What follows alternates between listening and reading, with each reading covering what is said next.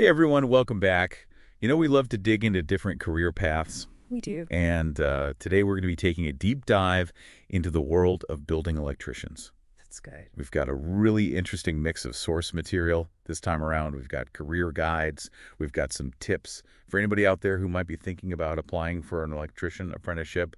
We've even got some info on how AI is starting to impact the field. Yeah, it's pretty wild how much AI is changing the game across the board. Absolutely. So, are you ready to jump in? Let's do it. All right, so one thing that really stood out to me from all these different sources is that being a building electrician, it's about way more than just connecting wires. Yeah, one source even goes as far as to describe it as understanding existing situations and making improvements, Interesting. which really gets at the idea that critical thinking and being able to adapt to new situations, those are really key skills in this line of work. It's almost like being an electrical detective. Right.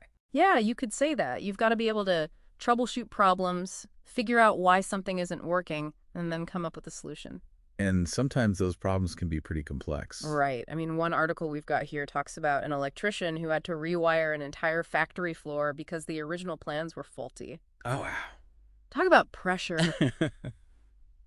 That's a lot of responsibility. It is, and it really highlights the kind of problem-solving skills that are needed in this field. Absolutely.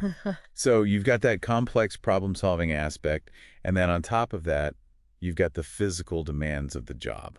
It's not exactly a desk job, right? Right, and it's not just the physical side of things either. We see irregular hours listed as a con in a lot of these career guides. Yeah. But it's important to remember that those irregular hours, they're really just a reflection of what the job demands.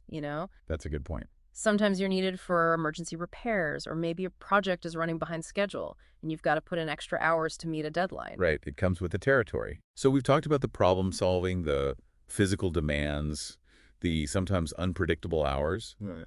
It's not all doom and gloom, though, Definitely not. because our sources paint a pretty optimistic picture when it comes to things like job security and earning potential. Yeah, there's a lot of opportunity in this field. One source even mentioned a projected 8% growth in the field through 2029. That's huge. It is huge.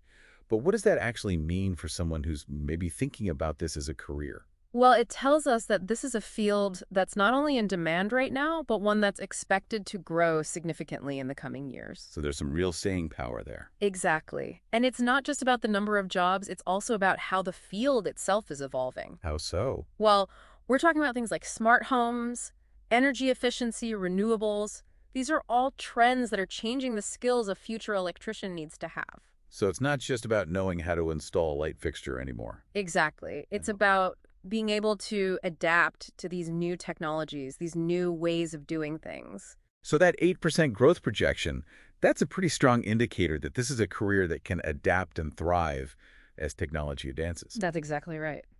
And speaking of adapting and thriving as technology advances AI, there was something that came up a few times in this research. It sure did. And it's something I'm always curious about, like RoleCatcher, using AI to analyze those job descriptions and help people tailor their resumes. That's interesting. Yeah. But when we're talking about a hands-on trade, like being an electrician, Yeah.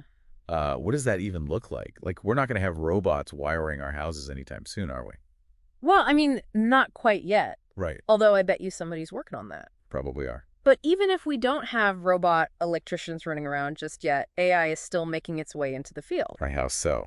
Well, think about it. AI could be used to analyze electrical systems. Okay. Maybe predict problems before they even happen. That'd be pretty handy. Right. And it could even change the way we design electrical systems in the first place. So it's like having an AI assistant double-checking your work, making sure everything's wired up perfectly. Yeah, you could think of it that way.